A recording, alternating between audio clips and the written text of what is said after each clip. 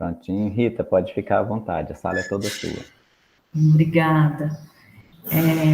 Obrigada, Paulo e Simônio, e os professores me convidaram, e eu fico muito agradecida, né, pela oportunidade de falar um pouquinho. Boa tarde a todos vocês que estão em vários lugares, em todos os possíveis. Então, eu que agradeço a oportunidade, né, de estar aqui. Eu prezo muito por ações, por práticas transdisciplinares. Eu trago bastante isso também para a docência, né, com aulas de campo, com diálogos bem abertos para as outras áreas. A novidade é que eu normalmente eu convido as pessoas, eu não tinha sido convidada ainda, então eu estou estreando aqui. E eu agradeço muito a oportunidade de estar aqui, nesse bate-papo, né, nessa conversa aqui com vocês, porque eu acredito que a gente, em diálogos transdisciplinares, a gente tem muito mais a aprender do que para ensinar. E é por isso que eu gosto tanto, né, dessa forma de olhar para o ensino, de olhar para os objetos, aqueles que a gente estuda, é pela transdisciplinaridade. Então, um pouquinho só, eu vivo em Nova Chavantina desde 2007, desde o início de 2007. O Cerrado sempre esteve na minha vida, né? Eu vim do interior do estado de São Paulo e Mato Grosso do Sul, então o Cerrado ele sempre esteve na minha vista. Mas eu fui conhecer um pouco mais, não é tanto também aprofundado quanto vocês, mas ele me despertou muito mais o olhar quando eu cheguei aqui e encontrei, existiam 2 cursos na época, Ciências Biológicas e o Turismo, aqui na Unemate, em Nova Chavantina, e eu comecei a ter contato com esses professores, com os professores e professoras, né, da biologia, e aí eu pude me encantar mais pelo Cerrado, né, conhecer mais o Cerrado, todos os seus artifícios, né, e continuo aí aprendendo. Adoro a atividade transdisciplinar, que eu sempre aprendo muito com vocês, né, e sou muito grata, assim, por estar nesse meio.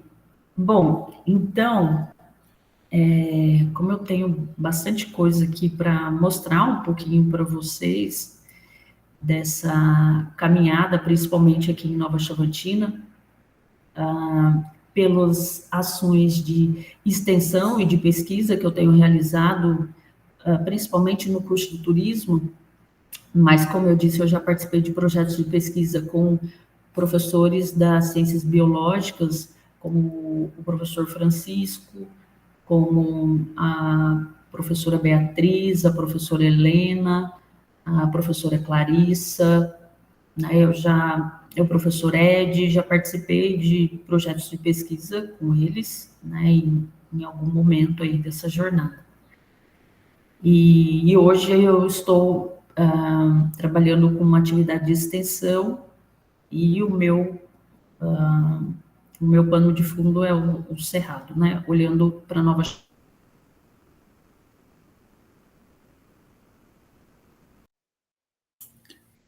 Cortou?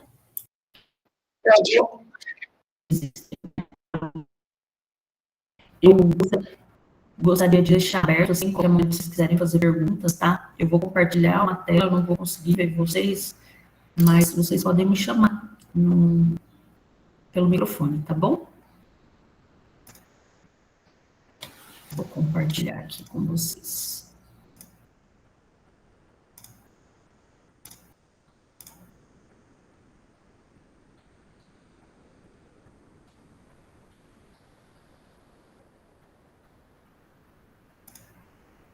Vocês já conseguem ver a minha tela? Sim, Rita. Ótimo. Obrigada. Então, o tema que nós escolhemos hoje, né, é turismo na natureza, o Cerrado em perspectiva,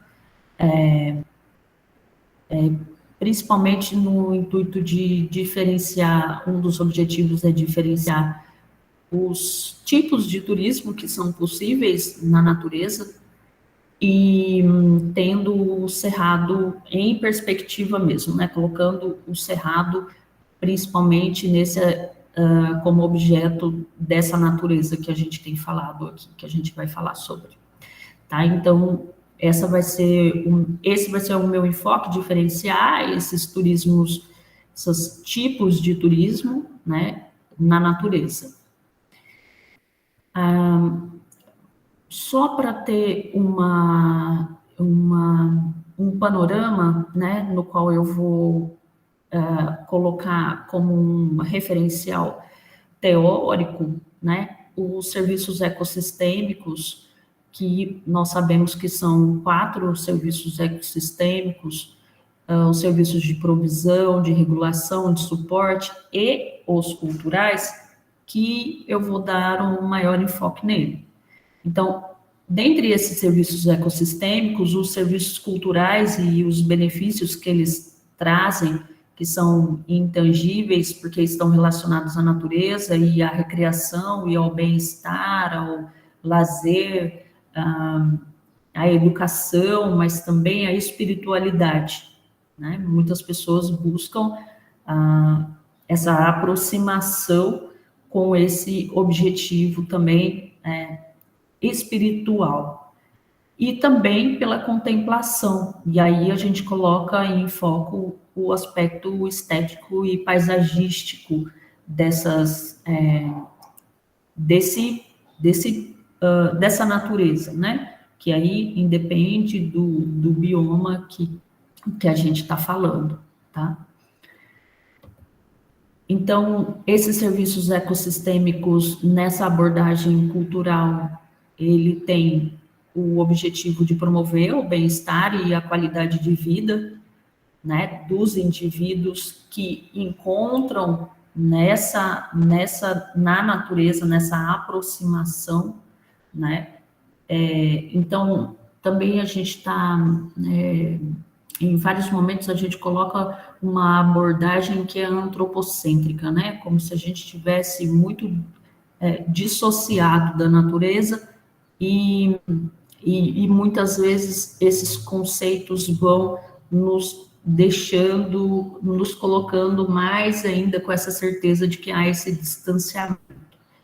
Mas o objetivo não é esse, na verdade é o contrário, é a gente de fato compreender que nós estamos cada vez mais interligados e que essa dissociação não é possível. Então, a busca dessa compreensão, dessa relação que é tão fundamental na vida do ser humano, né? Que é fundamental.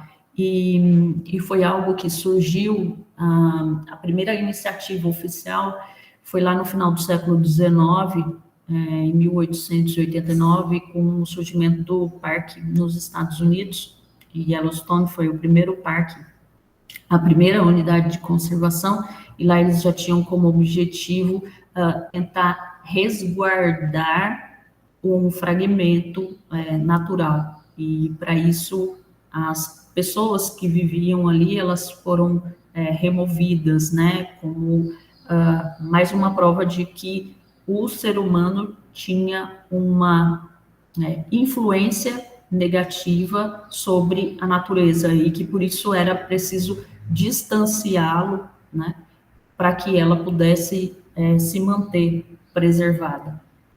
Então, ali foi a primeira iniciativa, né, que a gente conhece na nossa limitada também literatura, porque a gente tem um recorte epistemológico ocidental, né, então a gente tem que lembrar sempre disso também. Então, essa foi uma iniciativa, né, depois foram surgindo outros parques, no Brasil também foram surgindo parques, claro que ele precisou ser revisto de várias formas, até porque, diferentemente dos Estados Unidos, no Brasil a gente tem uma grande quantidade de povos nativos que vivem muito bem, né, nesse ambiente natural e que se integram muito bem. Então, alguns ajustes foram necessários e unidades de conservação de várias de tipologias diferentes foram surgindo também para possibilitar a permanência dessa população nessas unidades em algumas unidades de conservação. Então, o que nós podemos entender como turismo na natureza? Né? Então, eu friso nesse na porque a gente vai falar do turismo na natureza, o turismo de natureza e o ecoturismo. E vou tentar separá-los aqui, distingui-los. Então, o turismo na natureza, ele pode ser entendido como um tipo de turismo que consiste na visitação, né, de territórios de áreas naturais, mas não necessariamente que eles estejam integrais. Eles podem ser, em algum grau, modificados. Porque dentro do turismo na natureza, né, pensando no turismo que são, né, indivíduos que se deslocam do seu local de residência habitual,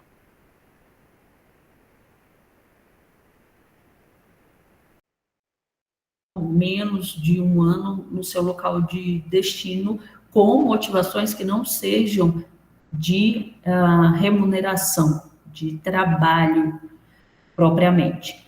Então, o turismo na natureza, ele vai aglutinar também o turismo rural, que é um ambiente, né, modificado, mas ele também vai envolver, né, ali a gente não tem uma natureza íntegra, né, como a gente conhece no Mato Grosso, pelo contrário, a gente tem grandes extensões, né, algumas de monocultura, e que mesmo assim a gente está falando de turismo rural. Então, é só para a gente saber que nesse turismo na natureza, ele é muito flexível, né, em relação à sua abrangência. Então, pensando num guarda-chuva, né, nesse conceito como guarda-chuva, a gente vai ter o ecoturismo, o turismo de aventura, o turismo rural, turismo desportivo, geoturismo, turismo náutico, e assim por diante, né? Todo dia surge um turismo, algum adjetivo aí para o turismo. Então, a gente tem que, por exemplo, o turismo de aventura, ele é possível ser realizado tanto em áreas urbanas quanto em áreas naturais, né? Então, a gente seria ainda mais específico nesse caso, porque a gente está falando do turismo na natureza, em especial. Mas existe essa possibilidade quando a gente olha para o turismo de aventura, tá? Como um exemplo. Já o turismo de natureza, aí a gente pensando como um guarda-chuva, então, dentro desse guarda-chuva, a gente tem o turismo de natureza e a gente tem o ecoturismo também e todos aqueles outros.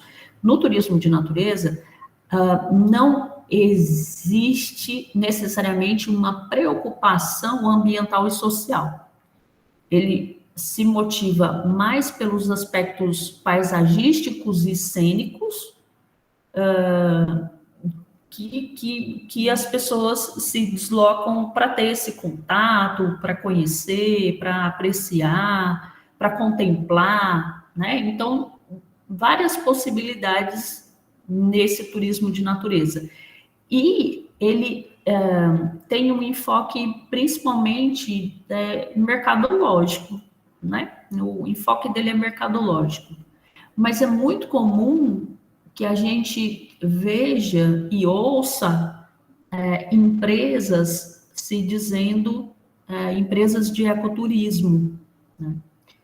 E aí, quando a gente olha e aprofunda um pouco mais no conceito de ecoturismo, ele tem uma concepção muito, muito específica, né?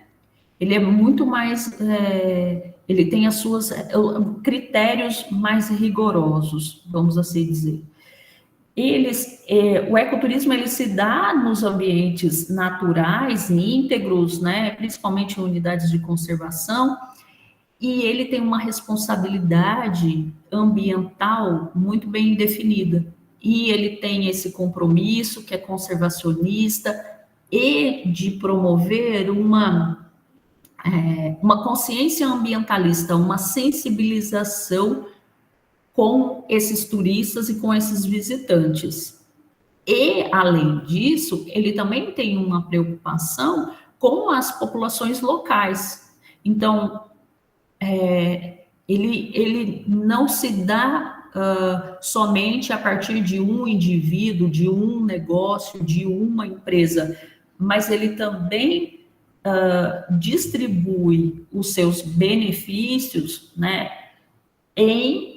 com a população que vive ali naquele local, naquela localidade, naquele município, no seu entorno, né? Então, ele tem essas características e esses critérios que são muito importantes.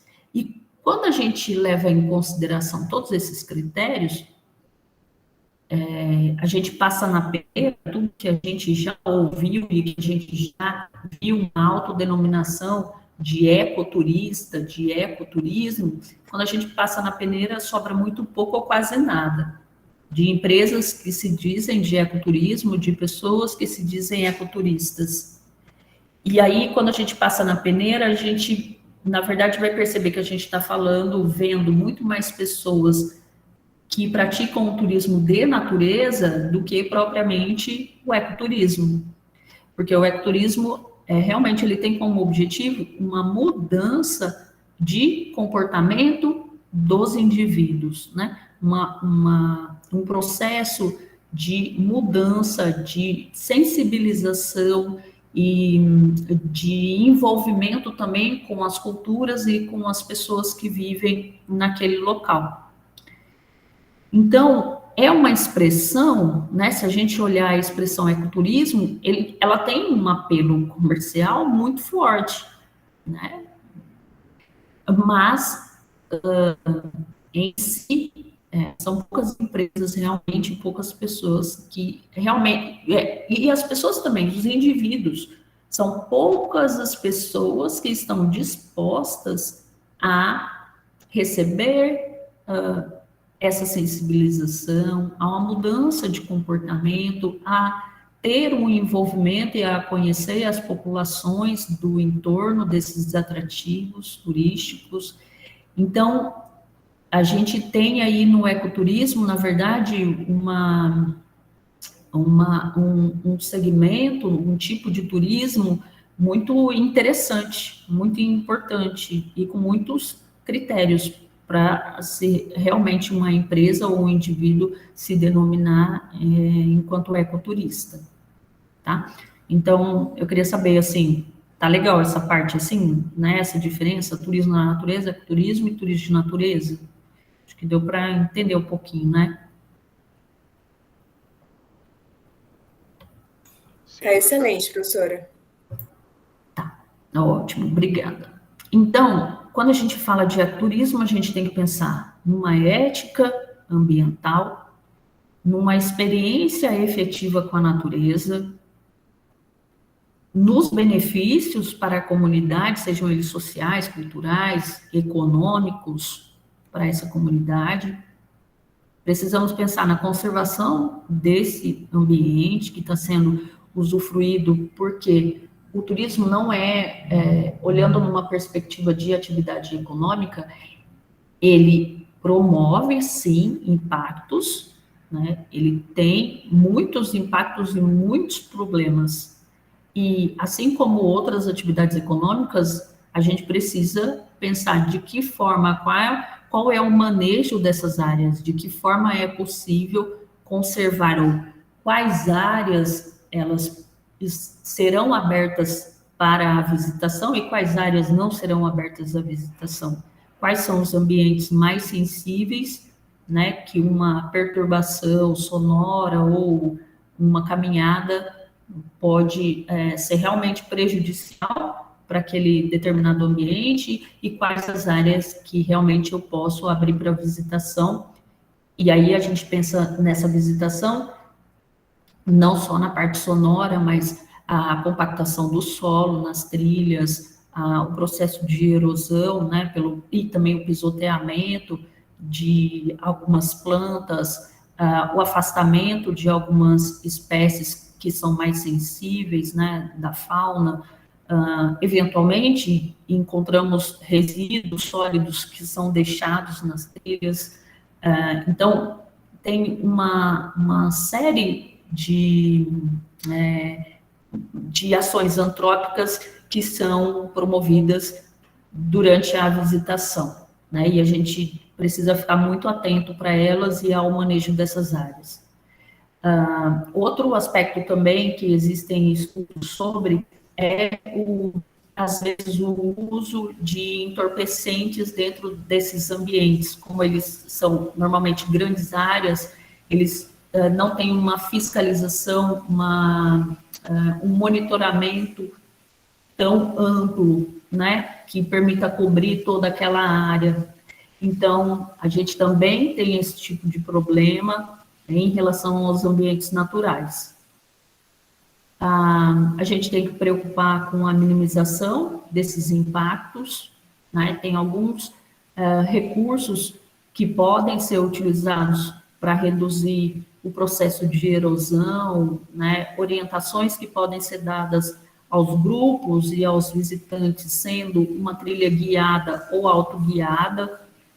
E aí a gente tenta, sim, então, reduzir os impactos dessa visitação. Outro aspecto importante, né, para o ecoturista, mas também para os gestores dessa área, é promover a consciência ambiental. Então, o turista, ele precisa estar interessado em todas as informações, ou numa parte dessas informações que são organizadas e promovidas nessas unidades de conservação ou nessas áreas onde acontece o ecoturismo. Então, aqui a gente está falando de vários critérios para a gente, né, conseguir chegar no ecoturismo. Então, numa diferenciação mais clara, né, entre ecoturismo e turismo de natureza, é que no turismo de natureza nem sempre tem uma atenção primária ou secundária com a conservação e também com os valores educacionais desses patrimônios, sejam naturais ou culturais das comunidades que estão no entorno.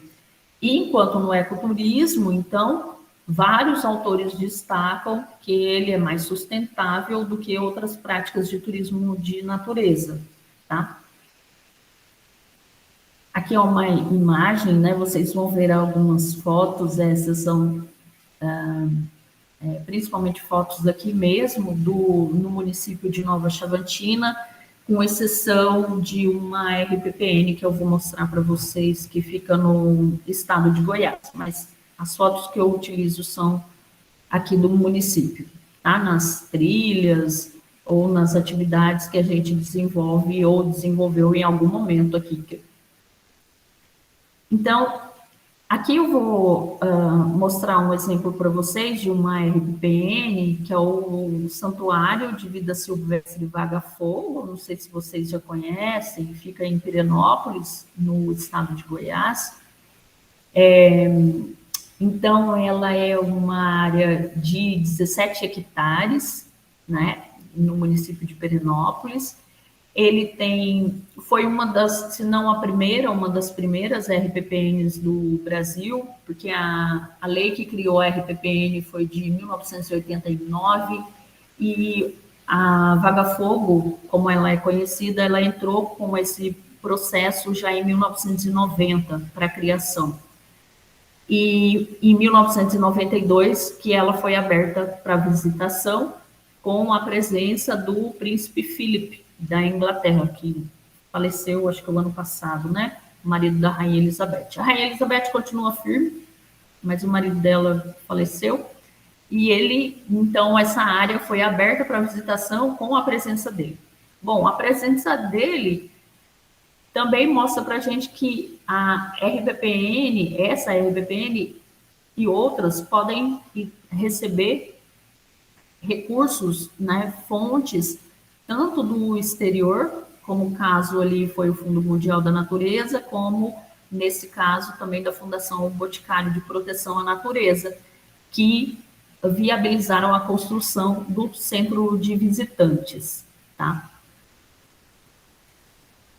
Essa daqui são algumas fotos dessa RPPN, né, em que tem a educação ambiental. Isso daqui eu retirei do site, tá, do próprio site da Vaga Fogo.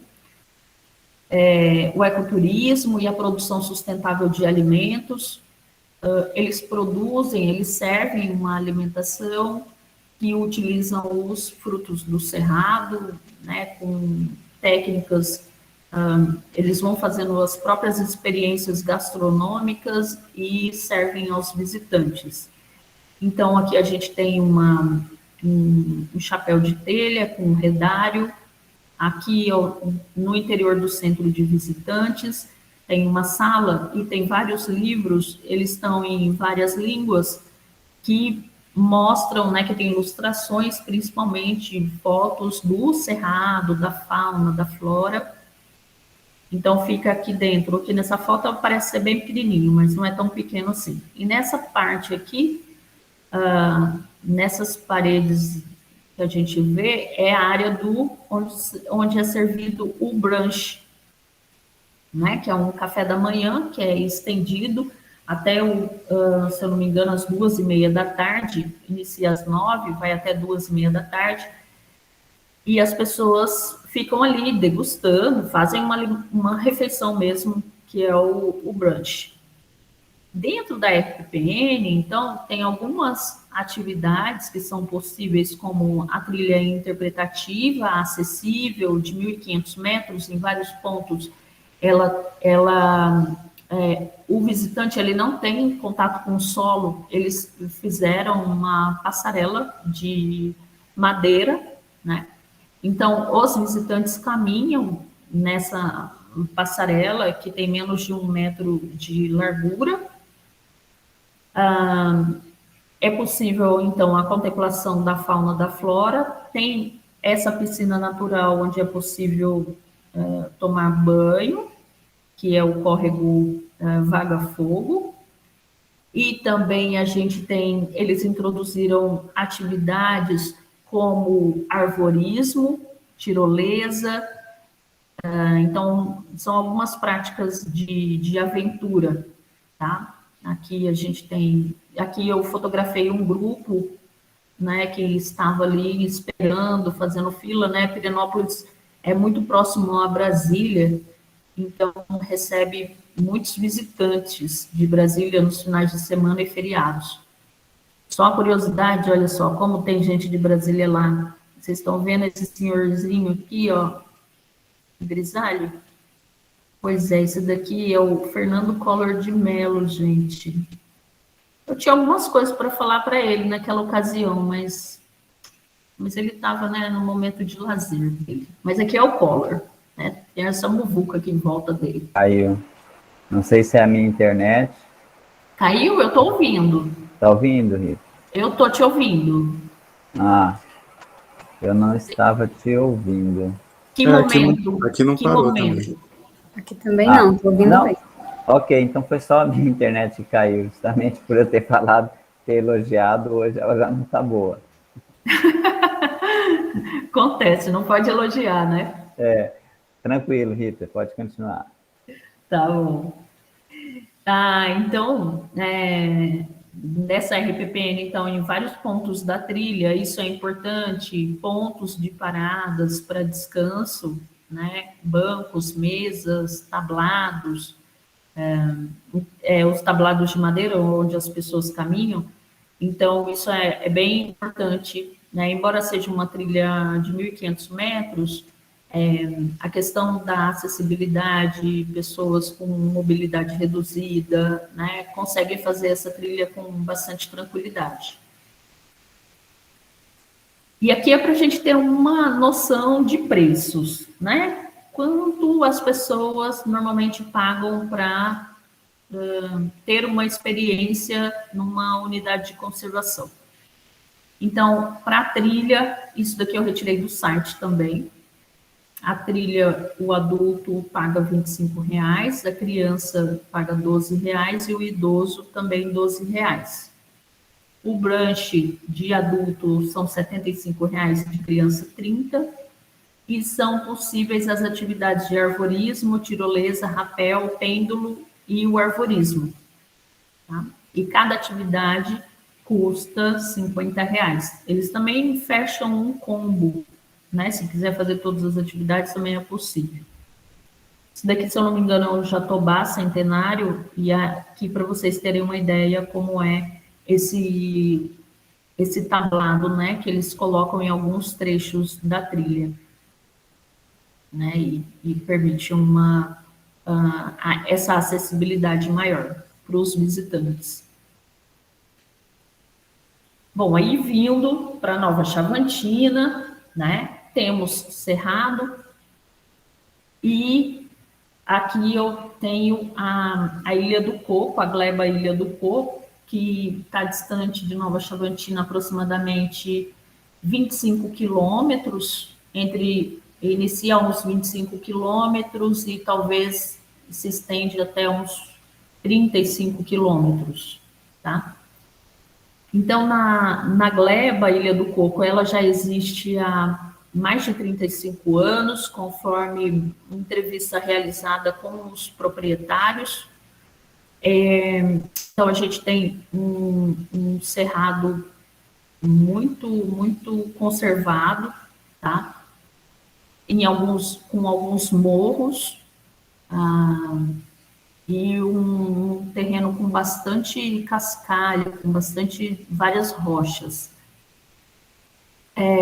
Dentre os atrativos, que não estão somente... Não, esses aqui que eu mencionei, eles estão somente na Ilha do Coco, né? Mas tem alguns que também estão para além da Ilha do Coco, tá? Que é essa gleba aqui. Então, a gleba do Coco, ele surgiu de um assentamento, então são áreas pequenas, né? Eu não sei a área de todas, mas pelo menos de 2 proprietários que a gente tem trabalhado na extensão, é de 1,5 módulo rural. O módulo rural aqui em Nova Chavantina é de 80 hectares. Então, são áreas relativamente pequenas, tá? Então, aqui tem alguns que já recebem visitantes: Cachoeira Bonísia, Cachoeira da Nascente, Cachoeira da Saudade, o Complexo da Gratidão e a Praia do Benedito Ferreira. Então, quando eu falo visitante, gente, não é o turista especificamente, pode ser o turista também, mas principalmente o morador de Nova Chavantina mesmo, né? Então, dentro do conceito dessa definição técnica de visitante, cabe o turista, cabe o excursionista, que é aquele indivíduo que se desloca para uma outra localidade, mas ele permanece menos de 24 horas, né, e retorna para o seu local de residência, e também os moradores daquele município. Então, quando eu falo visitante, eu estou englobando todos eles. É muito comum que as pessoas, principalmente aqui em Nova Chavantina, eu já ouvi isso várias vezes, mas não só aqui, já ouvi isso em Barra do Garças, as pessoas olharem para a praia que fica na área urbana, e ver ali 200 pessoas concentradas e dizerem: mas aqui tem muitos turistas, né, visitando, Nova Chavantina é uma cidade turística. Mas a gente precisa, né, realmente fazer pesquisa para saber se são turistas, ou são excursionistas, ou se são moradores. E o que a gente encontra, assim, pesquisas que eu já fiz em eventos, e tanto aqui na Praia do Sol e na Praia da Lua, que estão dentro da área urbana, é que a maioria é moradora. A maioria dessas pessoas é moradora de Nova Chavantina, não é turista. Tem uma parte significativa tem uma parte vamos ver, no Festival de Praia, 20% que a gente encontrou 2018 e 2019 de turistas. Então, né, e nessas localidades, eu ainda não consegui fazer pesquisa lá. Estou tentando, né? A gente precisa, aos poucos, né, sensibilizando as pessoas para a importância de se realizar pesquisa e de ter a universidade, os pesquisadores como parceiros, né? Parceiros dos seus negócios, parceiros para que esse cerrado ele tenha um retorno econômico, que é o principal interesse deles, né? Eles querem um retorno econômico para essas áreas, que não gere somente as despesas, mas para a manutenção dessas áreas, mas sim que gere algum retorno econômico para eles, e fazer isso de uma maneira muito cuidadosa, né? A gente, aos poucos, vai se aproximando e sensibilizando as pessoas para isso, tá? É um trabalho que demora um pouquinho, mas aos poucos a gente está conseguindo. Esse daqui, só para eu ilustrar, foi resultado de um inventário que a gente fez entre 16 e 2018, então ele está desatualizado, é um mapa pictórico. É pictórico porque essas imagens, essas ilustrações aqui, esses quadradinhos, eles são pictogramas, fazem parte da sinalização turística, tem um manual do Ministério do Turismo e nós utilizamos os pictogramas oficiais, tá? Então, pictograma de cachoeira, patrimônio natural, de praia, de arquitetura histórica, mirante, praça, rio, lago, lagoa, teatro, área de camping, hotel, restaurante, informações turísticas, aeroporto, né, que ainda vai abrir, né, tem uma pista de pouso, um terminal rodoviário e pronto-socorro, que também o turista pode vir a precisar, a utilizar. Então, está desatualizado. Isso desatualiza muito rápido. Quando a gente fez o levantamento, o inventário, só para dar um exemplo, o Complexo da Gratidão, em 2016, 2017, ele estava interditado pela SEMA, porque haviam feito um tipo de construção e tinham sido multados. Então, quando eu estava finalizando o mapa, eles conseguiram autorização para reabrir, aí eu inseri novamente no mapa. Então, muda muito, né? Aqui já está desatualizado, tem outras áreas que já foram abertas para visitação, que já tem algum tipo de serviço aqui nessa região, principalmente que é chamada dessa gleba aqui, Ilha do Coco, tá? E aqui a gente, né, tentou uma orientação em relação aos restaurantes e meios de hospedagens, né, existentes no município.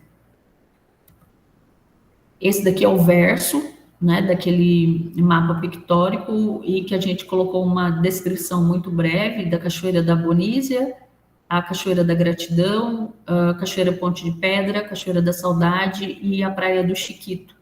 A Praia do Chiquito, ela é da gestão pública e por licitação alterna-se os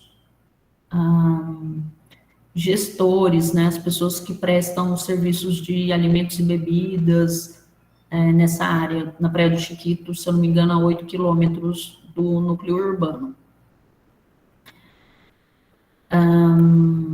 Então, eu vou mostrar um pouquinho para vocês algumas fotos desses atrativos de hoje, né, o mais atual possível, como eles estão. Essa aqui é a Cachoeira Abonísia. Abonísia é o nome da proprietária, o nome dela é Abonísia.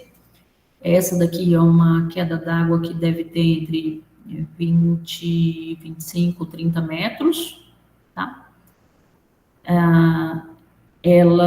A proprietária tem essa preocupação em manter essa mata, essa vegetação aqui do entorno preservada, então ela não permite, por exemplo, é muito comum aqui em Nova Chavantina as pessoas fazerem churrasco, levar churrasqueira, levar brasa, e aqui é um espaço muito limitado, e ela não permite que ninguém faça churrasco aqui nessa área. Então, ela criou, aqui eu não tenho a foto, mas ela criou cabanas como essas daqui, de palha, e aí sim fica a montante dessa queda, essas piscinas naturais, com essas cabanas, tanto sobre as piscinas naturais, quanto na lateral delas, são 3 cabanas, e as pessoas podem acampar e fazer o churrasco aqui nessa área, né? Um cerrado já de campo limpo, né? Ou campo sujo.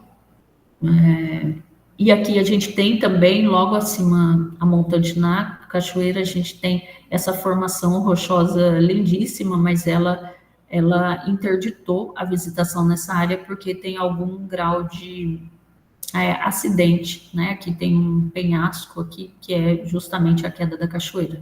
Então, ela interditou a visitação nessa área.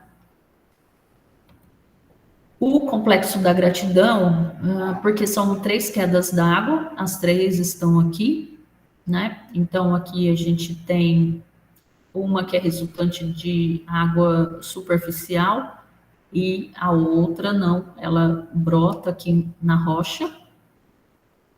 É uma piscina relativamente pequena, essa piscina natural aqui. Essa do canto direito é a segunda piscina, e essa daqui é a terceira piscina, né? Se não me engano, essa se chama Cachoeira da Gratidão, essa do Biquíni e essa Cachoeira do Sucesso. Elas têm esses nomes, tá? Rita, Sim. só falar para quem não conhece, essa segunda queda aí que a Rita mostrou, da Cachoeira da Gratidão, a água que sai de dentro das rochas aí, ela é bem morninha, né? Então é muito gostoso ficar aqui embaixo dessa segunda queda. Isso. A água geralmente é bem morninha aqui nessa queda. Isso mesmo. Então, faz a temperatura da piscina também ser diferente da temperatura das outras cachoeiras, como no caso da Bonísia. Apesar de que aqui na Bonísia também, nessa cachoeira, tem nascentes aqui nas rochas, e se a gente chega até esse ponto aqui, também a gente tem uma água termal, tá? Mas essa piscina como um todo, ela é mais fria. Essa daqui é mais fria, um pouco mais fria do que essa daqui da Gratidão. Realmente é uma piscina.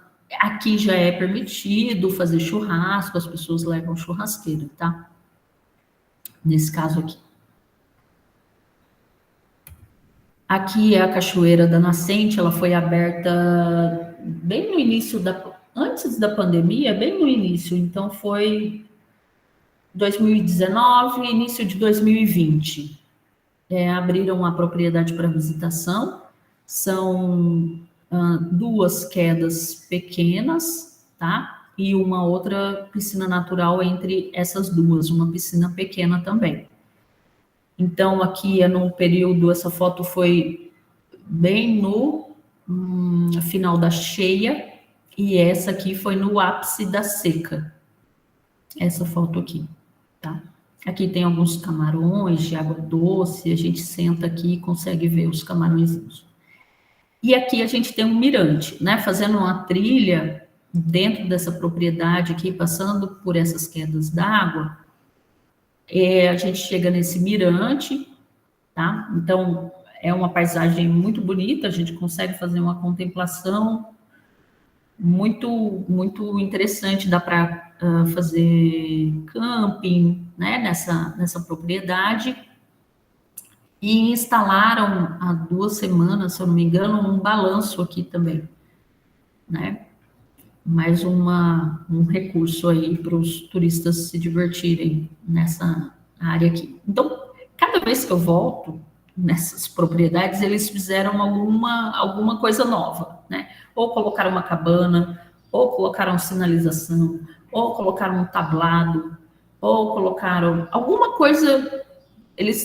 Os proprietários estão o tempo todo, né, melhorando e adequando, assim, para receber os visitantes. A Cachoeira da Saudade,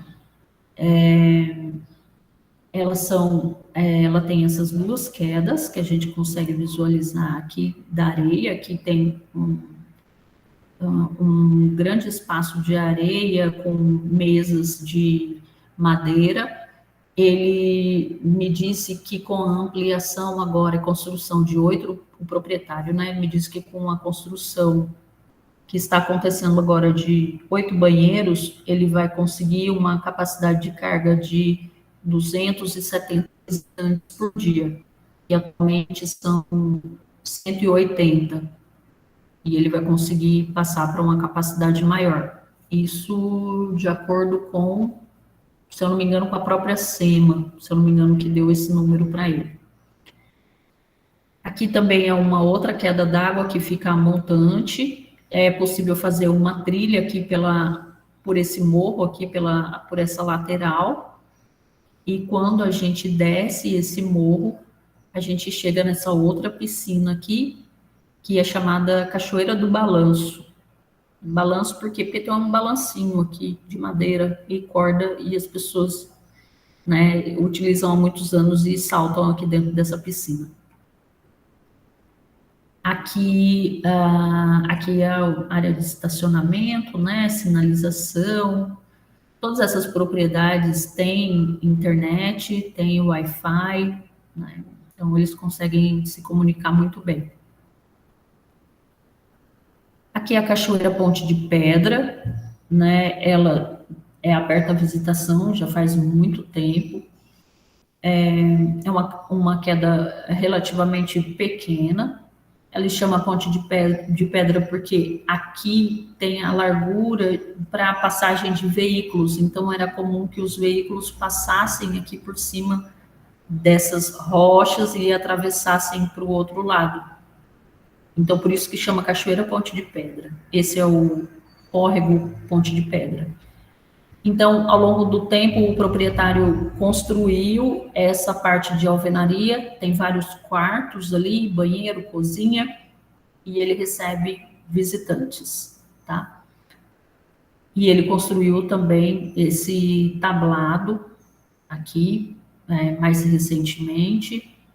Então, aqui é o final da piscina, e o córrego Ponte de Pedra, ele deságua no Rio das Mortes, então tem a formação de uma pequena praia na propriedade também. De uma praia aqui. O outro local que está aberto à visitação serve à alimentação, se chama Recanto do Jacó. Ele serve à alimentação, mas ele também faz passeios de barco, ele faz pesca e serve esses peixes que ele pesca. Na última vez que eu estive lá, ele... pode ser história de pescador, tá? Mas ele disse que pegou um peixe do tamanho dele. Então, um peixe enorme. Não me lembro a espécie, mas ele pegou um peixe, foram 5 horas para retirar o peixe de dentro da água. Mas eu não vi o peixe. Então, no Recanto do Jacó, tem alimentação, que eles servem aqui embaixo das árvores, tá? Ele tem mesas, ele coloca aqui, tem um pequeno chapéu de telha. Todas elas, gente, são pequenos negócios familiares, todos são negócios familiares. Normalmente são as famílias que atendem os visitantes, tá?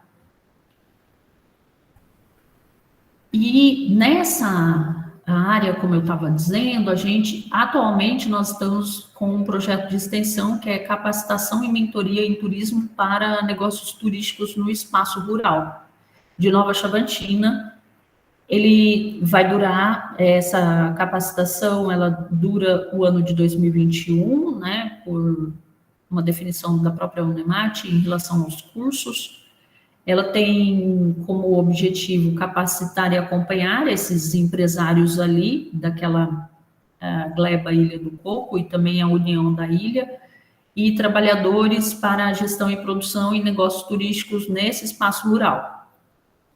Então, a gente percebeu que o turismo estava expandindo nessas áreas naturais, em Nova Chavantina, e a partir de diálogos e de uma sondagem, a gente conseguiu identificar algumas demandas desses proprietários. Então, um dos objetivos desse projeto de extensão, desse curso, na verdade, é orientar os empresários quanto ao uso e conservação dos recursos naturais para o turismo. E aí a gente tem que dispor de algumas estratégias, né? Então, a sondagem iniciou o ano passado, passamos pela escuta também dos proprietários, realizamos entrevista estruturada, para que eles nos dissessem quais eram as demandas, os anseios dele, o que eles gostariam de ter como capacitação, de ser capacitados em quê? Aí eles disseram para nós que eles tinham interesse na parte financeira, na condução de visitantes, em relação à conservação, onde poderiam ser construídos os banheiros. Eles tinham muito receio que fossem multados ou tivesse alguma penalização, né? Fossem penalizados, recebessem multas pela SEMA. Então, é uma preocupação constante deles. Então, eles queriam receber esse tipo de orientação. O que eu posso alterar, o que eu não posso alterar, onde eu posso fazer banheiro, onde eu não posso, que tipo de banheiro eu posso fazer. E aí, depois que eles mencionaram, né, disseram quais eram essas demandas, nós retornamos e conversamos um com um individualmente para validar essas propostas, né? Fomos lá e fomos, olha, fulano falou o que é isso, o outro falou o que é aquilo, então nossa proposta é essa. Então, montamos um cronograma de encontros semanais, e tem acontecido desde junho, julho desse ano, vai finalizar agora no mês de novembro, hoje é quarta-feira, hoje é dia de encontro com eles. Então, temos um cronograma flexível, os locais também flexíveis, eles escolhem onde vai ser feito, se lá na Ilha do Coco, em qual propriedade, onde que eles acham mais interessante, tá? Que seja mais... o objetivo é uma adesão maior e também que eles conheçam a propriedade um dos outros. Eles moram próximos um dos outros, entre mais ou menos 10, 11 quilômetros um do outro, mas eles não conhecem os atrativos um dos outros. Então, é muito importante que eles conheçam, porque o turista, ele não vai se deslocar da área urbana, ou ainda da área urbana não seria Nova Chavantina, mas de Água Boa, de Barra do Garças, que é um turismo mais local. Ele não vai se deslocar para ir apenas em uma cachoeira, mas ele vai em várias cachoeiras, em propriedades diferentes, ou quem sabe acampar, e também se alimentar. Então, é importante que eles conheçam uma propriedade do outro para indicar e fazer com que essas pessoas permaneçam mais tempo naqueles locais, aproveitem ao máximo a visitação.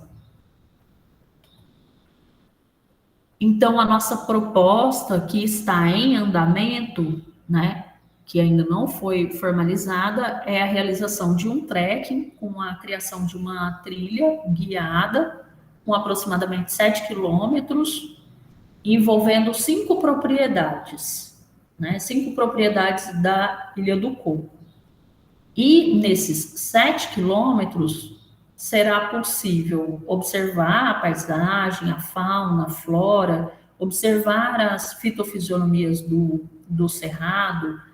Então, todo esse processo, né, de sondagem, de fazer as trilhas várias vezes, uma vez só não é necessário, mas fazer, refazer e delinear qual o melhor percurso, qual é o percurso que a gente envolve a maior quantidade de recursos paisagísticos ou de informações, para a trilha também ficar mais atrativa e para que seja possível a maior quantidade de informações para serem transmitidas, né? Sensibilizar essas pessoas quanto ao cerrado, o que eles encontram no cerrado, falar das espécies que tem ali, curiosidades que podem despertar essas pessoas, né? Qual espécie, qual tipo de germinação daquela semente, qual fruto é comestível,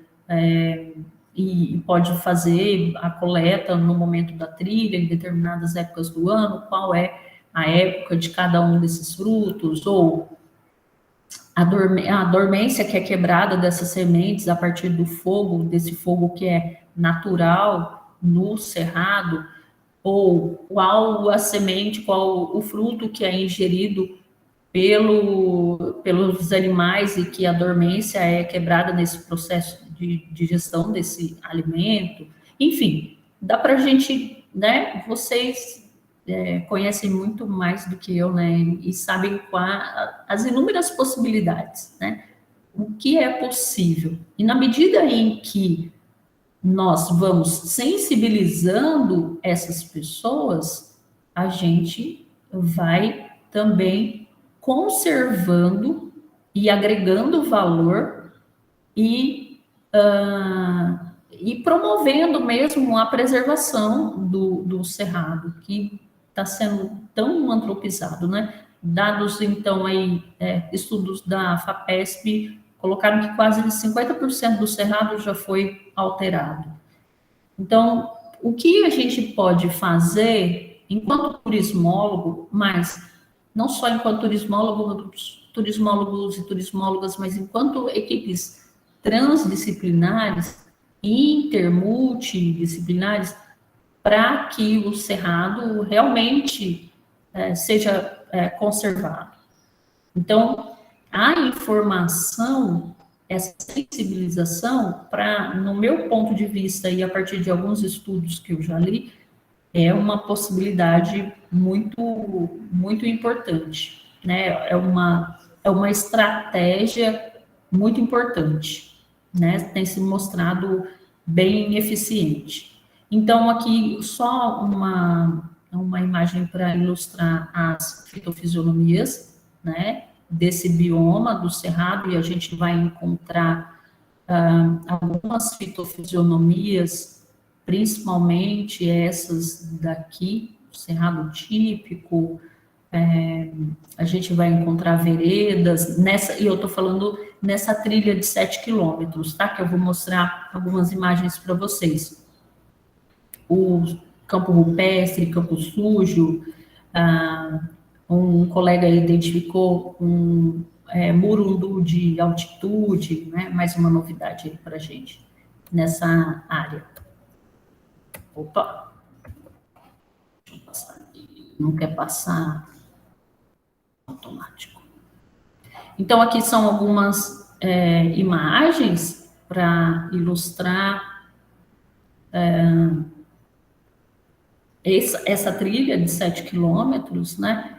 Como ela é extensa, a gente faz um trekking, ela é um nível moderado, então, aproximadamente 3 horas e meia de trilha, e isso com poucas paradas, né? Claro que a trilha precisa de mais paradas para descanso, para fazer lanchinhos, né? Mas como ainda a gente está definindo qual é o melhor percurso dessa trilha, a gente tem colocado aí entre aproximadamente 3 horas de trilha.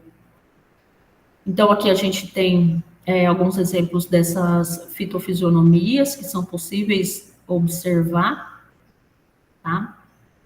São fotos tanto do período de seca quanto do período chuvoso, né? Que eu estive 4 vezes nessa trilha.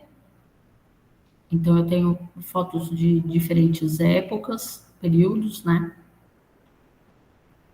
Aqui, essa aqui é a foto cedida por um colega.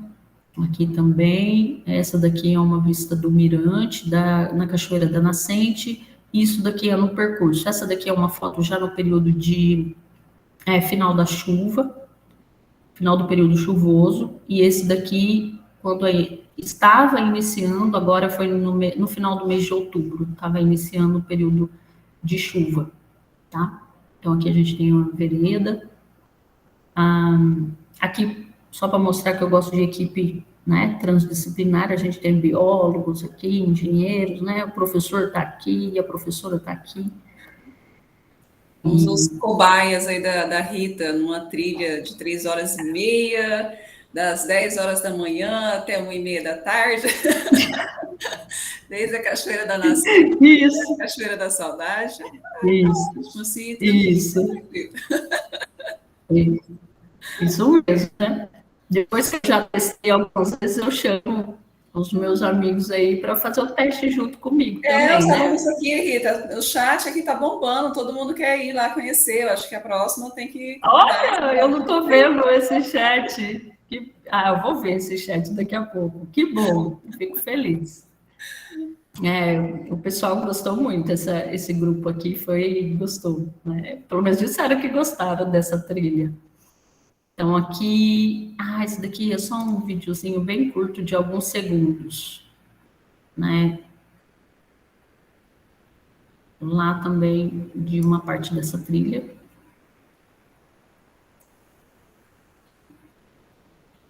As palmeiras aqui, os buritis. Opa! E é incrível, assim, a diversidade de paisagens que a gente vê numa trilha de 7 quilômetros. Então, a gente viu mirantes, assim, locais que dava para ver longe, paisagens completamente diferentes assim, do Cerrado. Muito, então, realmente, diferente. Como o Igor comentou, a gente podia fazer nossa prática de campo lá. Claro, com certeza, porque né, tem muitas fitofisionomias do Cerrado. Então, é super interessante. Tem mesmo. É bem interessante, não só para o visitante, então, mas para o pesquisador, né? Aqui a gente tem algumas ações aí do projeto de extensão, né? Que a gente tem feito lá desde o mês de julho, alguns encontros com os proprietários, né?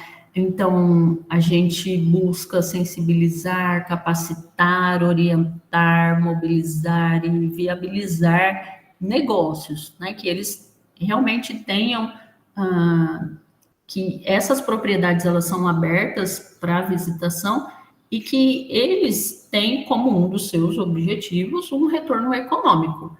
Então, a gente teve também a formação, uma formação não, porque formação é mais longa, mas a gente teve, nós tivemos 4 encontros, né, quase 16 horas de aula, somente sobre a gestão financeira e empresarial de pequenos negócios. Aqui é a professora Alina, que iniciou o módulo na semana passada, hoje é o segundo encontro, então ela está abordando a conservação desses recursos, então muitas dúvidas têm surgido, discussões, onde pode colocar banheiro, onde não pode, que tipo de... é uma APP, é uma reserva, mas a minha propriedade está com a documentação parada, eu não sei porquê, eu não consigo a licença ambiental, tenho CAR, não tenho CAR, o que eu tenho que fazer? Então, são bem práticos mesmo, né? O objetivo desse curso é realmente dar resposta e orientar esses proprietários.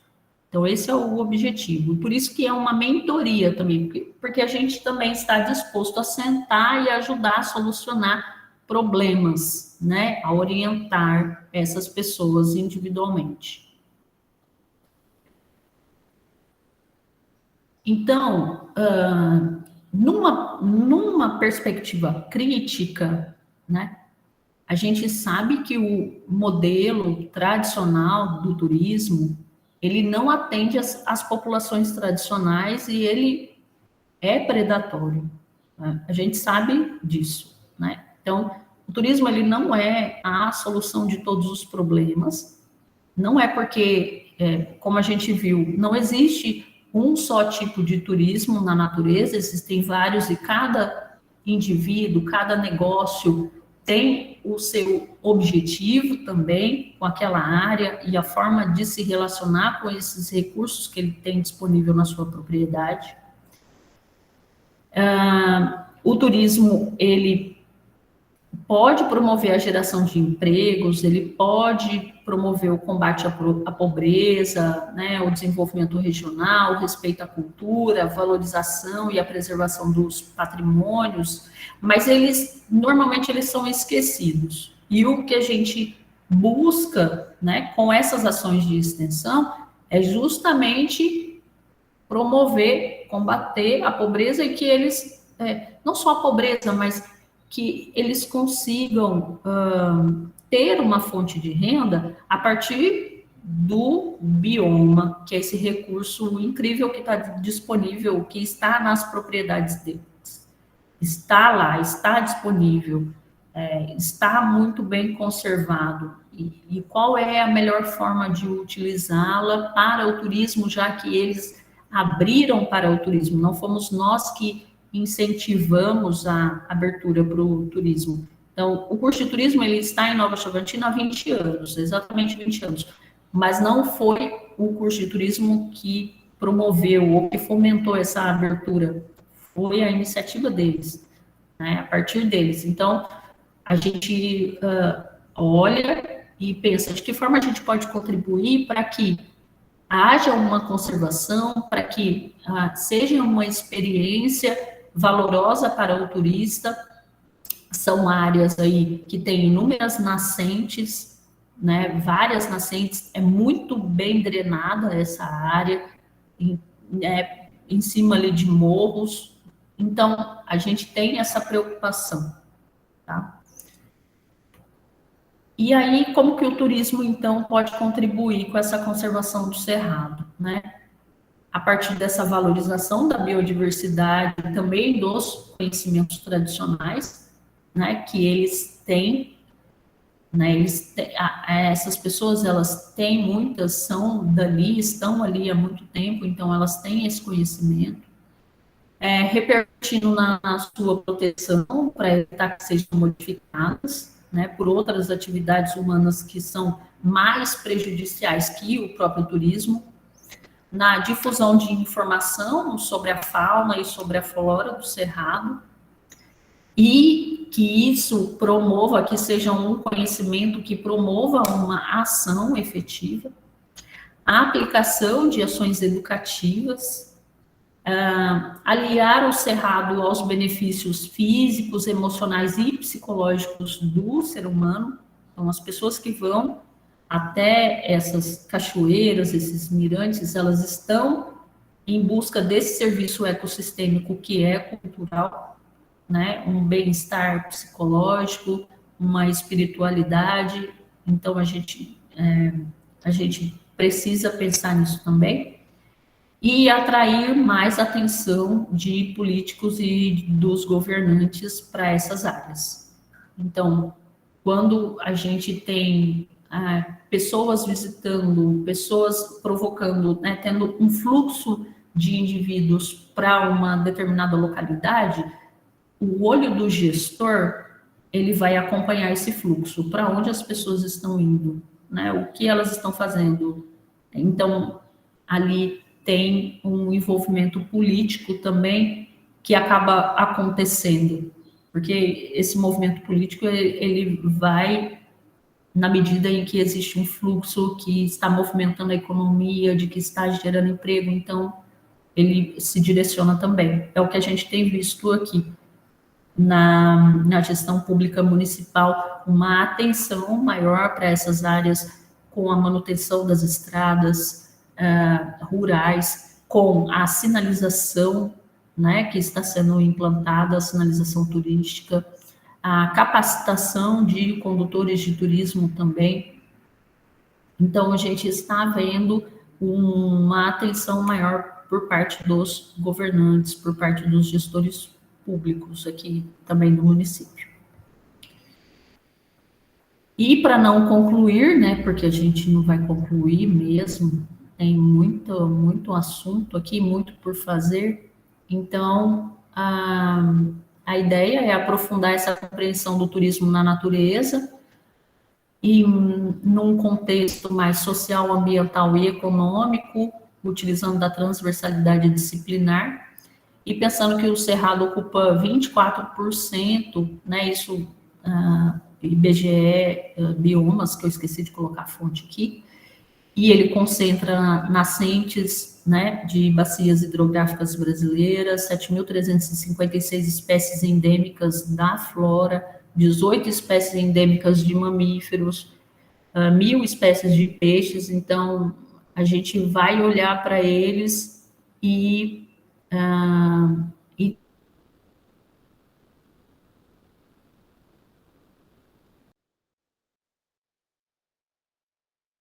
os proprietários, eles se veem sensibilizados pelo bolso, né? Quanto vale eu manter essa área conservada e preservada? Então, atribui-se valor para, e é comum, tem alguns estudos sobre isso. Bonito, por exemplo, tem estudos em que colocam valor no dourado. Então, quanto vale um dourado para mergulho, né, do turista? Olha, esse dourado vivo, ele vale $5.000, porque levando em consideração todo o fluxo de turistas nessa localidade, então mantém esse dourado aí, vai ser melhor ele ser mantido nesse aquário natural, né, do que você capturar o dourado e comer esse dourado, por exemplo, né? Então, quanto vale? Então, às vezes a gente, não que seja a melhor estratégia, mas não que seja o melhor recurso ou a melhor forma de convencimento, mas a gente pode utilizar de algumas estratégias para manter, né, essa biodiversidade tão importante, para que as pessoas entendam a importância dessa biodiversidade, atribuindo um valor, então, mesmo que seja econômico para ela. E aí o turismo pode ser um aliado, porque o turismo, ele vai promover a visitação, vai gerar algum benefício econômico, claro, né? Não é o turismo de maneira geral, né? Como a gente viu, não é todo tipo de turismo, mas a gente pode ir ao encontro disso, né? Dessa ideia de conservar, sensibilizar as pessoas e manter o cerrado em pé. Essas são algumas referências que eu utilizei nessa aula e eu agradeço aí a atenção de vocês. Agora eu vou ver o chat, o que aconteceu? Obrigada, gente. Muito Agora eu bom. vou... Falei aí quase uma hora. E aí? Agora eu estou aberta a perguntas, o que vocês quiserem saber, o que seja possível responder, tá? Professora, primeiramente, parabéns pela palestra, a aula, né? E pelo projeto também, muito importante, essencialmente por ser no Cerrado e toda essa valorização da conservação, né? Aí eu queria saber, minha pergunta, se o projeto também atende alguma terra indígena, e dentro da experiência da senhora, como seria a abordagem em terras indígenas, se seria os mesmos critérios, daria para buscar atender as mesmas questões, a questão da viabilidade econômica, da conservação e social, né? Se seria o mesmo caminho, se tem mais dificuldade, como seria? Obrigada. Obrigada, Ângele, né? Obrigada. A gente não tem terra indígena no município de Nova Chavantina. Nós temos, sim, a população chavante no município, mas nós não temos terra indígena aqui. Nos municípios vizinhos, sim. Campinápolis, Água Boa, Barra do Garças, enfim. Canarana, né? Nos municípios vizinhos nós temos. Eu não trabalho propriamente em terras indígenas. é possível que a gente ajude a elaborar a política estadual de etnoturismo, né, no próximo ano.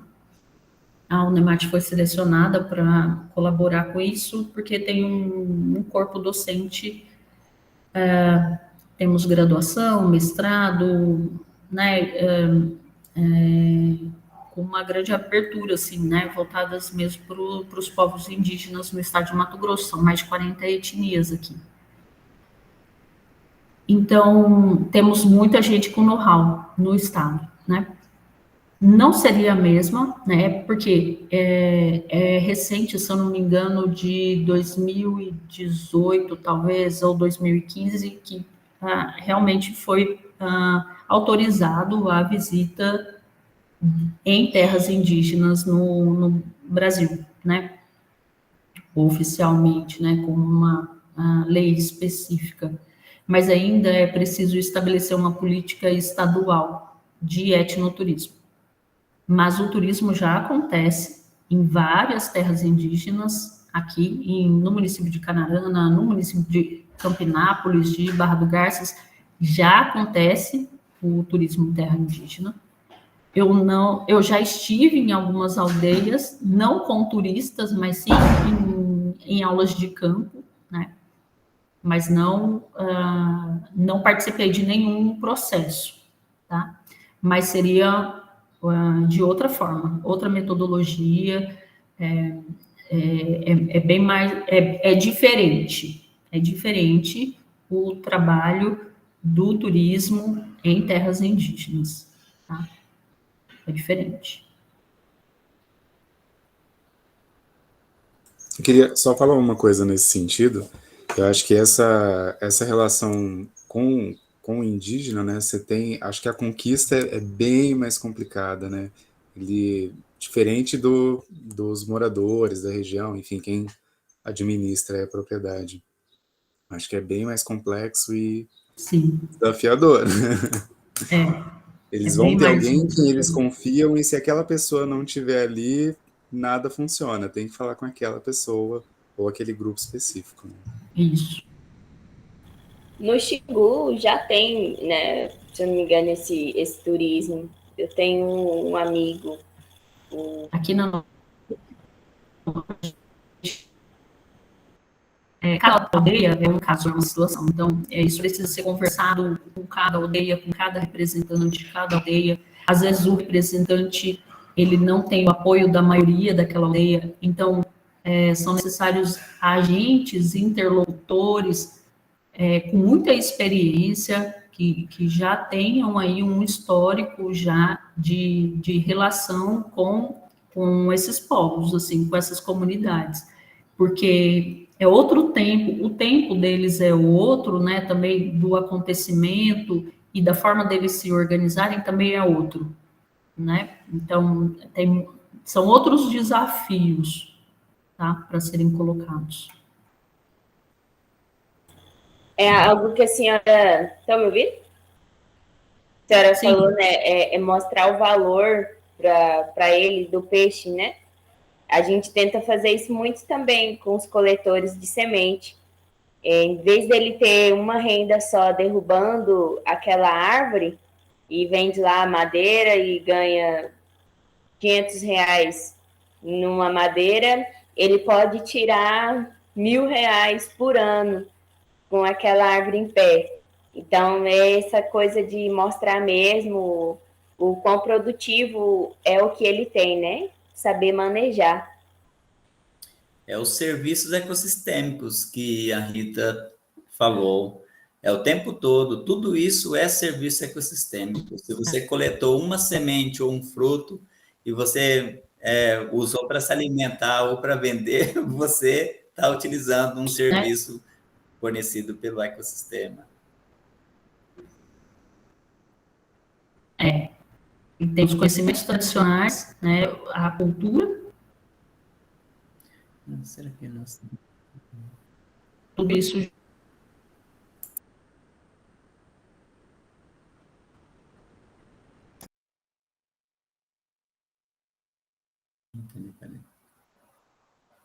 Para mim cortou, não sei para os demais.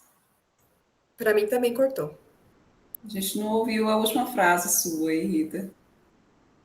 Um pouquinho a câmera para ver se eu Tá, consigo tá. tentar ouvir.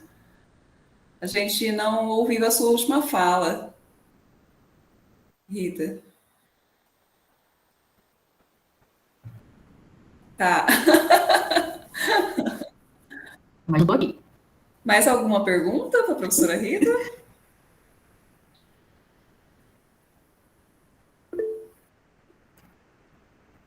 Chegou. Sim. A Keila chegou. Boa Oi, tarde. Keila, que bom te ver. Bem-vinda, Keila. Bom te ver. Calma aí, tem uma pergunta aqui no chat. Quais seriam os primeiros passos para um dono de si?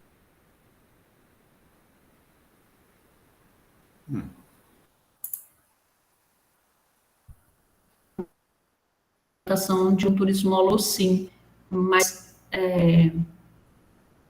eu diria que um dos paradigmas que a gente precisa quebrar inicialmente é que o turismo ele não dá um retorno econômico imediato, né? Não você, às vezes o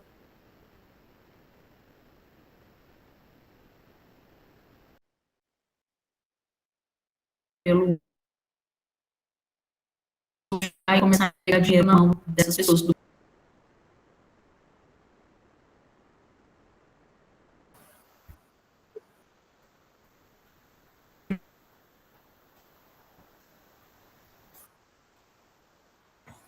não vai chegar a isso.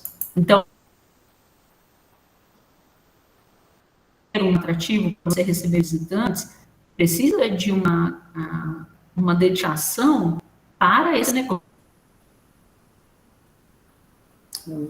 Qualquer outra, da mesma forma que você vai se dedicar a uma empresa, a um negócio. Então, como eu vou fazer isso? Quem é o meu público? Eu preciso me capacitar, como que eu recebo essas pessoas? Quais são os canais? Onde, como, quais são as atividades que as pessoas podem desenvolver nessa área que eu tenho?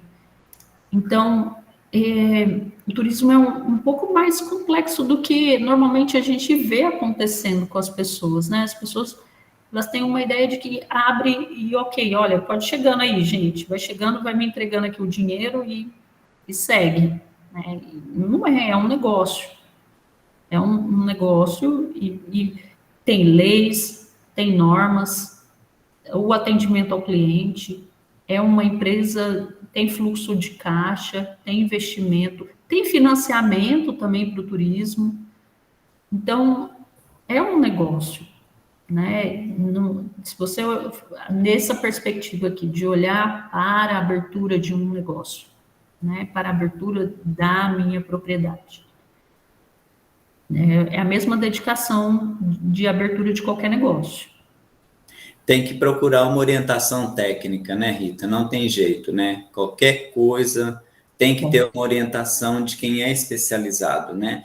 Essa coisa de procurar uma orientação técnica, ela é importante porque a gente, às vezes, inicialmente pensa que vai gastar mais dinheiro, é o contrário, você vai economizar, porque você pode ter um retorno muito mais rápido e, às vezes, com menos gasto do que sem um planejamento, uma orientação técnica, pode estar né? se livrando de algumas multas futuras por não fazer a coisa. Exato, também.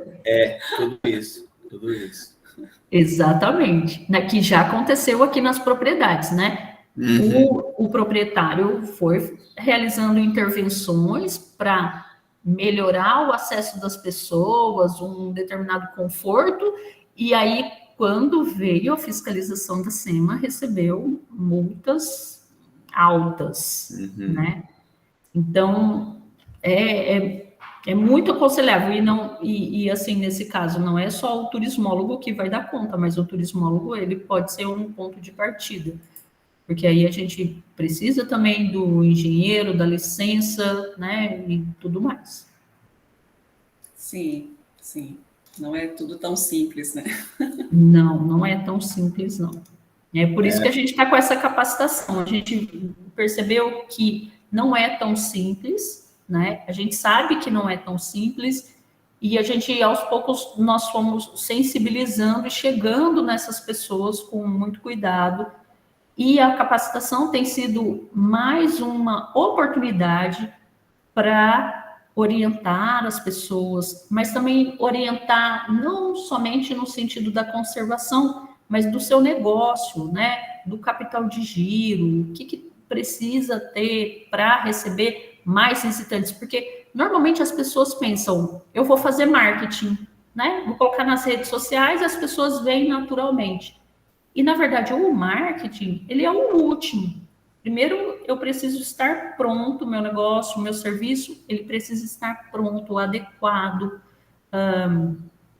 estruturado, e depois eu venho com o marketing, depois eu venho com a divulgação. Ele é o último. Muito legal esse projeto. Quando a Rita nos falou sobre isso, a gente achou muito interessante, porque isso tem um viés muito importante que a gente às vezes nem está pensando, nem lembra, que é aproximar a universidade da comunidade. A aproximação da universidade com a comunidade é praticamente a nossa obrigação, né? Não é uma coisa assim. A gente, né, muitos, quase a maioria, às vezes é formado, inclusive, por uma universidade pública, estudou em escola pública. E aí, quando é dono de um pouco de conhecimento, se distancia da comunidade, né? E é esse o momento de você dar o seu retorno, a sua contribuição para a comunidade naquilo que for possível. E esse trabalho que a Rita vem, junto com as outras pessoas aí, desenvolvendo aqui em Nova Chavantina para a exploração turística do modo menos impactante possível e mais vantajoso possível para o proprietário das terras, tem sido muito legal. E já ficou, acho que está tudo certo já para o próximo ano, Rita. Você já está convidada para dar palestra, já está tudo certo que os alunos, os discentes vão fazer aquela trilha dos 7 quilômetros, 13h, porque a gente fez nesse horário, então eles têm que fazer para saber como que é, né? Meio que tipo exército, assim. A Keila está convidada para sair lá do Acre, no Amazonas, e vir aqui falar dos pássaros para a galera, das aves. Tudo. Vai fazer um avistamento ali, excelente. Vai ser um show. O da Keila, ela já me disse que avistamento de pássaro é bem cedinho, é madrugada. Então eles vão fazer a trilha 2 vezes? Poxa, 2 vezes. Nossa, uma de madrugada e a outra... Eu vi todo, Paulo, fazendo a trilha. Então vai, volta, fica rodando, né? A descrição da vegetação, né? Não é tão rápido assim. Vamos acampar, então. A ideia é essa, não, ia acampar mesmo.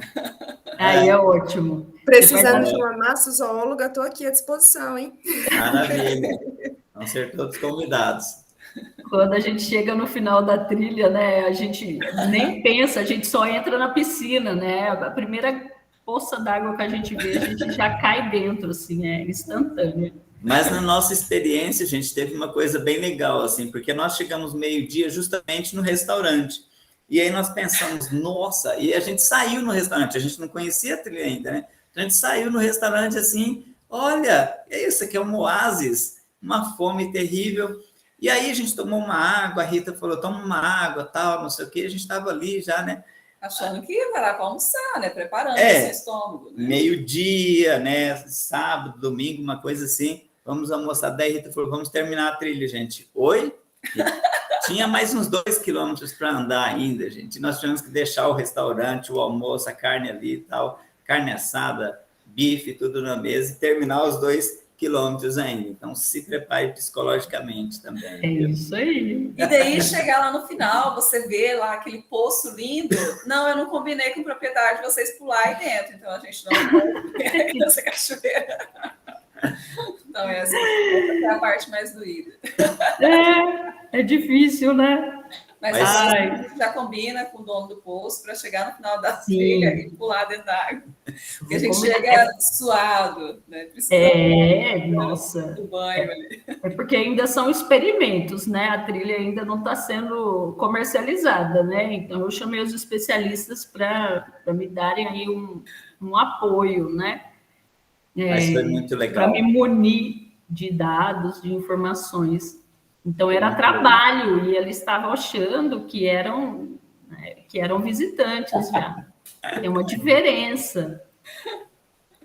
Mas foi ótimo, agradeço muito, viu? Muito obrigada.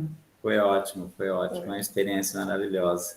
Com certeza. Vamos incluir sim, Keila, estamento de pássaros e de aves para a galera. Nossa, vamos, Keila, vamos. E aí, Boa gente? tarde. É uma das coisas que está dando mais dinheiro ultimamente aqui no Brasil. Observação de aves, guias, capacitação de guias de observação de aves. Chavantina tem potencial para isso. Região aí. Tem mesmo. Maravilha. Alta Floresta tem isso lá naquele hotel caríssimo lá. Caríssimo para fazer avistamento de aves, né? Você vê uns caras lá com umas câmeras que você fala, louco, daria para comprar 2 do meu carro com essa câmera aí. Vocês falam no cristalino ou no Floresta Amazônica mesmo? No cristalino. Cristalino. Ah, sim. Cristalino é só para quem tem muito dinheiro. Ainda bem que eu fui fazer Sonho pesquisa. de todo ornitólogo. A torre. Ainda bem que a gente foi fazer pesquisa e conseguiu entrar lá. Porque se fosse pagar, nossa. Eu não conheço, me chamaram para ir fazer uma diária para limpar a trilha. Vai. Vai, Maurício, vale a não pena. podia, mas eu estava louco para A conhecer. única coisa que eu recomendo você negociar é se pode subir na torre. Se bem que, para mim, eu não iria me importar com isso. Mas se você não tem medo de altura... E se vai parar meio-dia para almoçar, ou se vai ter que continuar limpando a trilha? Quando chegou nos 25 metros de altura na torre, já balançava tanto. Rapaz, tá doido. Eu acho que o coração ia sair pela boca aí, porque não, é muito louco a altura. O negócio balança muito. Legal, gente. Legal. Alguém tem mais alguma pergunta, algum comentário para Rita? Só uma coisa rápida, sem querer estender. Pensar nesse planejamento, acho que é o ponto mais importante, né? Essa questão inicial, assim, porque você vê o cristalino, ok, muito dinheiro, lugar certo, a propriedade, a RPPN, enfim, mas você pode, de repente, construir esse oásis de acordo com as necessidades do local e ter muito mais lucro do que uma estrutura como a do cristalino, sabe? Tipo, então, por exemplo, um restaurante beira de estrada. Eu já almocei em um restaurante que tinha que almoçar sempre, né, porque estava em campo, e ele estava sempre lotado, tipo, o dia inteiro lotado, mas por quê? Porque era o único dali. E galinha andando do lado, do seu lado, então, tipo, não tinha condições higiênicas, assim, não tinha luxo, mas atendia a necessidade. Então, o lucro deles é bem alto. E os proprietários tinham condições de construir algo maior, né? Eram fazendeiros da região, mas não fizeram. Então, o lucro deles ali já estava bom com um barracão, chapéu de palha, eu acho que a professora chamou, eu não conhecia, mas era bem chapéu de palha mesmo, não conhecia esse termo, mas é isso. Aqui tem restaurante assim, Amaury, eu conheço pelo menos 2. Subindo, aqui nós estamos em Nova Chavantina, né? Subindo em direção ao Pará aqui, nós chegamos numa certa altura onde termina o asfalto e tem um restaurante à direita, que é exatamente isso que você está falando, é assim. E você, na hora do almoço lá, é sempre lotado, a gente almoçou lá várias vezes, porque é um ponto meio que estratégico, né? Então, tem 2 restaurantes, esse e outro um pouquinho mais para frente, todos os 2 mais ou menos na mesma situação. Então, você escolhe A ou B, né? E não tem muita alternativa. É isso. É isso. São públicos diferentes, né? Quem chega no cristalino, normalmente é estrangeiro, chega de aeronave, então ele não vai ver esse restaurante de beira de estrada. Então, são públicos totalmente diferentes. Então, para cada tipo de turismo, para cada tipo de hotel, de meio de hospedagem, né, a gente chama de alojamento, porque desde se hospedar na casa de parente, amigo, acampamento, até num resort, a gente alojamento, né? Então, são vários tipos para públicos diferentes, né? Aqui, não chega turistas estrangeiros, né? O aeroporto mais próximo está a 150 quilômetros, Barra do Garças, mas mesmo assim tem muita dificuldade para se chegar em Barra do Garças. Então, o turista estrangeiro, ele não chega aqui. Não é cômodo para ele, não é viável, não é acessível. Então, para cada tipo de atrativo, para cada tipo de empresa, cada tipo de negócio, tem o seu público. Né? Assim, e a gente sabe de brasileiros também que já reclamaram dessa distância. Ah, eu não me desloco para uma cidade do interior, não, é muito cansativo, é muito longe. A gente sabe de pessoas que pensam assim. Uma coisa que eu queria destacar, Rita, que a gente falou de todas essas belezas que tem, por exemplo, aqui em Nova Chavantina, tem vários outros lugares do Cerrado, né? Essas cachoeiras, esses córregos que formam essas cachoeiras aqui de Nova Chavantina, boa parte eles correm sobre um solo mais rochoso, então não tem sedimento suspenso na água. Isso faz com que a água seja muito clara, muito transparente. Mesmo quando é uma piscina que tem solo ali, um pouco de solo suspenso, você com um óculos de mergulho, você consegue ver os peixes, você consegue ver o fundo, porque a água é muito transparente. Então, a gente tem essa sorte aqui, né, de ter também essa vantagem. E do lado dos córregos, às vezes, como a Rita falou, é campo limpo ou campo sujo, então é o campo natural, como o Felipe mostrou ontem lá, que é uma fitofisionomia que não está descrita ainda, que é o campo de, como que ele falou lá? Campo ciliar. É o campo ciliar, né? Então, assim, é uma coisa bem... Então, isso faz com que se torne agradável o local, porque você chega ali, você vê toda aquela paisagem interessante, ao mesmo tempo que a água é muito atrativa também, né? É isso mesmo. Legal, Keila. Ótimo. Obrigada, então. Agradeço, eu vou ficar por aqui, porque eu já vou começar a Keila como uma parceira aí já também. E faz muitos anos, né, que eu tenho essa expectativa, eu vou pronunciar aqui, né? Tenho essa expectativa de uma parceria com a Keila. Olha aí. Eu vou ficar por aqui. Tá? Muito obrigada pela oportunidade e pela conversa. Fico à disposição, tá? Agradecemos imensamente por você ter aceitado e trazer tantos esclarecimentos, igual você trouxe hoje, né? A gente, especialmente em relação ao turismo, ecoturismo, a gente vê muito falando, ecoturismo na natureza, e hoje você mostrou para a gente que não é nada disso, é turismo mesmo, e que o ecoturismo é totalmente diferente, e que muitas vezes poucas essas empresas que realmente fazem ecoturismo, então muitas coisas foram esclarecidas, isso é bem legal ter essa interdisciplinaridade, né, com outras disciplinas, com outros entendimentos, outros olhares, né? Então a gente agradece bastante aí por ter aceitado e participado. Valeu, Rita, muito obrigado. Keila, não sei como que está seu tempo, a gente pode dar uma pausa de 10 minutos? Claro, pode sim. Então tá bom. Tranquilo. Beleza. Então vamos dar uma pausinha, pessoal, de 10 minutos e a gente volta a pegar uma água. Isso aí. Até daqui a pouquinho, galera. Rita, muitíssimo obrigado. Tudo de bom. A Rita vai assistir. Obrigada. Tudo de bom para vocês. Vou ficar por aqui. Ótimo. Obrigada.